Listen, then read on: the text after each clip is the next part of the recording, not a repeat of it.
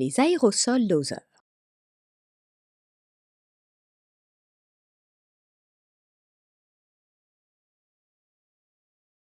Certains médicaments peuvent être administrés via des aérosols doseurs, souvent sous forme d'aérosols, de poudre sèche ou de fines gouttelettes.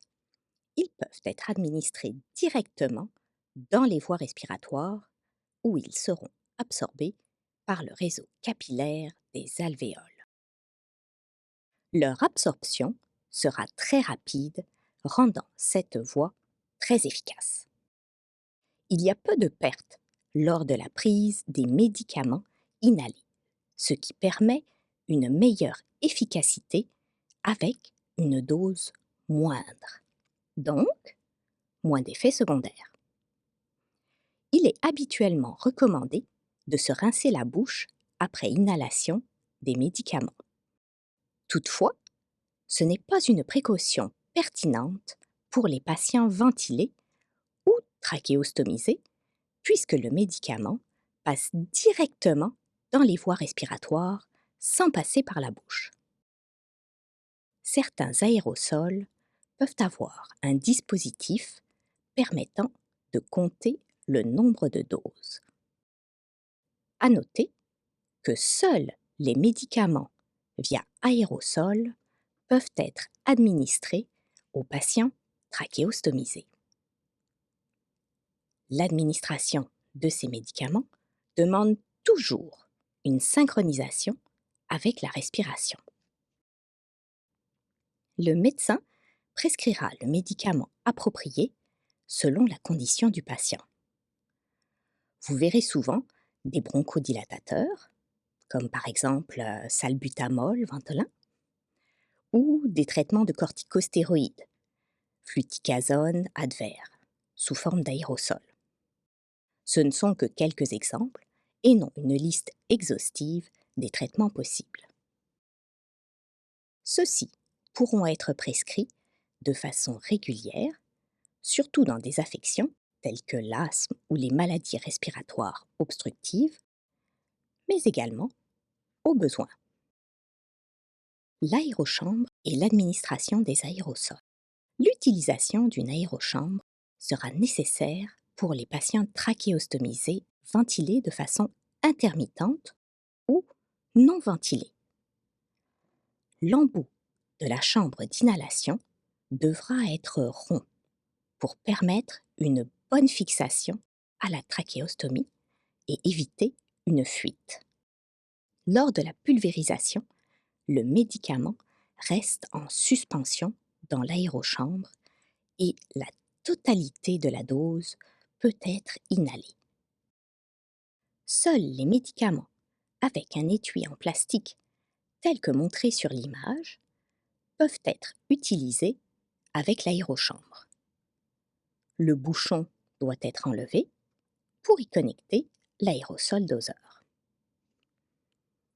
Si le patient est capable, lui demander de retenir sa respiration pendant 5 secondes à la fin de l'inspiration. Comme lors de l'administration sans la chambre, il faut attendre 30 secondes à 1 minute entre chaque dose et donner une dose à la fois. Cela correspond à 5 à 10 respirations. Il n'est pas nécessaire d'attendre entre deux médicaments. Il est important que le dispositif ne siffle pas. Le sifflement indique que le patient respire trop vite. Le dispositif en circuit fermé. Pour les patients ventilés, un dispositif en circuit fermé sera utilisé. Le dispositif est placé en ligne directe avec le circuit respiratoire, diminuant le risque de contamination. Lors de l'administration, le réservoir sera séparé de l'adapteur pour être placé directement dans l'orifice prévu à cet effet. Il faudra s'assurer que la flèche du dispositif soit tournée vers le patient, de façon à ce que le médicament lui soit administré. L'administration se fera de façon synchrone avec l'inspiration, la mise en application. Nous allons discuter de l'administration des médicaments aérosols pour les patients ventilés. Vérifier l'ordonnance médicale, le PTI et la date de péremption du médicament. Suivre la politique d'identification du patient du CUSM. Aspirer si besoin. Cela permettra une meilleure absorption du médicament.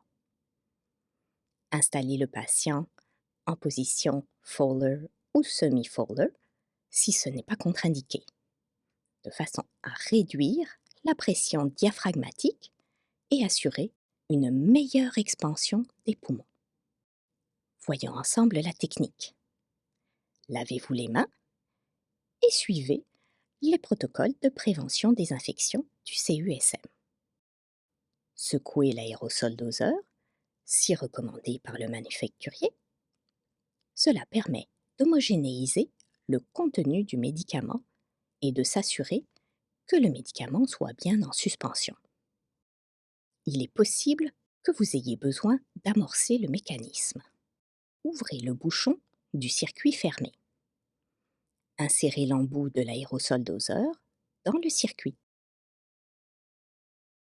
Administrez la dose lors de l'inhalation. Si le patient peut contrôler sa respiration, demandez-lui de faire une pause inspiratoire pendant 5 secondes.